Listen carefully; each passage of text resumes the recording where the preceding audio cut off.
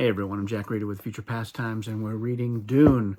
We're in the second book of Dune, and it is still in the aftermath of the attack of the Harkonnens with Sardaukar invading Arrakeen and also all of the other major settlements. As we learn in this chapter, which is focused on Thufir, who's hiding with what's left of his men, most of them wounded. They're in a cave, and a Fremen has secreted them there. And they're in the process of trying to figure out what to do next. Thufir is certain at this point that Lady Jessica was the traitor, and that is really his only real mission, is he wants to get vengeance on Lady Jessica. If there's some way to continue to serve Paul, that's certainly on the menu. But the problem they have right now is that they don't have still suits, they don't have water, they don't have any real supplies, and most of the men are wounded. And the Fremen that is with them is forcing Thufir to decide how many of the men should be rendered into water so that they have water, and then the rest of them can be saved or moved to Arrakeen or who knows what. They haven't even gotten that far because there's a little bit of a culture clash there, because the Fremen that's with them doesn't really seem to understand what it is that they're on about, and Thufir can't quite convey what he needs in a way that makes sense to the Fremen. So they're kind of talking past each other. But eventually they get to the point where Thufir has explained that he is serving the Lisan al-Gaib, and that it's a water debt is really what it breaks down to. And now the Fremen's like, well, why didn't you say so in the first place if this is a matter of water? So the Fremen are prepared to do what they can for the Atreides, especially after one of the more severely wounded Atreides soldiers dies, and the other Fremen whisk his body away to be rendered into water, which the rest of the Atreides troops, at first, they're not happy about, and they're about to rebel, but Thufir gets them under control, and he's like, look, it's a different planet, a different culture. This is just how it is. And, they said, have we paid for our passage with the water of our dead comrade? And Thufir is like, I think actually we've joined the tribe, is really where they're going. So they're getting ready to get out of there, but then they witness something.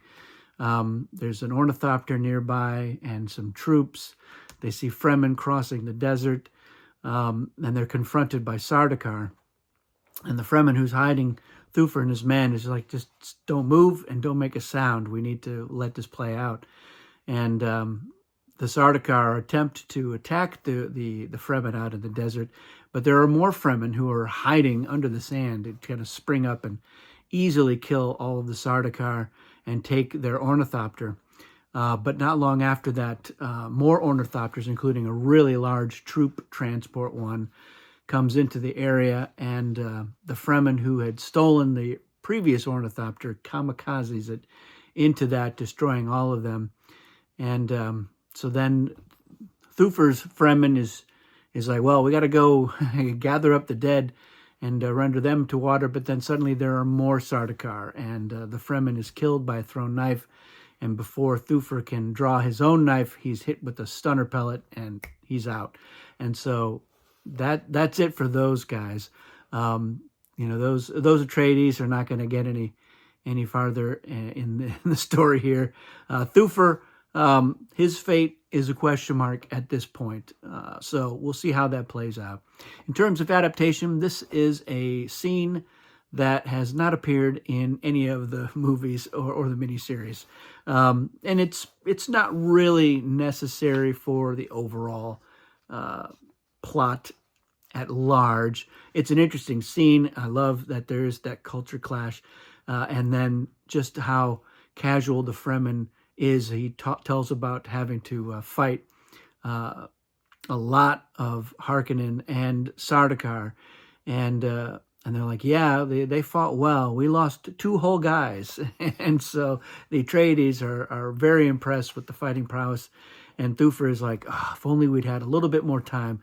And Thufir is just mulling over, he's letting his mentat mind run as he goes over what it took for the Baron to pull this off.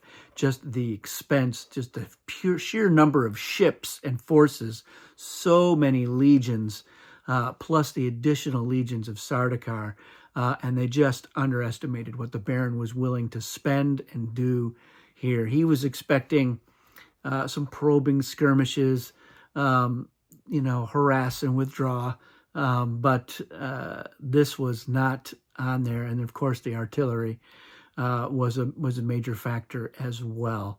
So an interesting chapter, because you really do get some insight into how they have that clash of cultures, and they didn't really have time to really make peace with the Fremen and get them on their side and get to really understand their culture so that they could not only leverage it, but in a way that hopefully would have been respectful, to see their mutual goals in trying to wipe out the Harkonnen. And I'm sure if they'd had the time, they really would have been able to cultivate that desert power and really let the Fremen pursue their dreams of transforming Arrakis. That would have been certainly achievable with an alliance with the Duke over time. We'll see how it plays out as Paul tries to also seek the Fremen while all this is going on. So not a vital chapter, but more interesting elements for the cultures on Arrakis. The Fremen cultures, we're starting to get more and more familiar with it. The importance of water and how it is central to the Fremen way of life, and just to life on Arrakis, which is a lesson that the Atreides didn't really have time to learn either. Let me know your thoughts on there if you have any questions as we continue to delve into Dune the novel. Thanks for watching, and we'll see you again soon.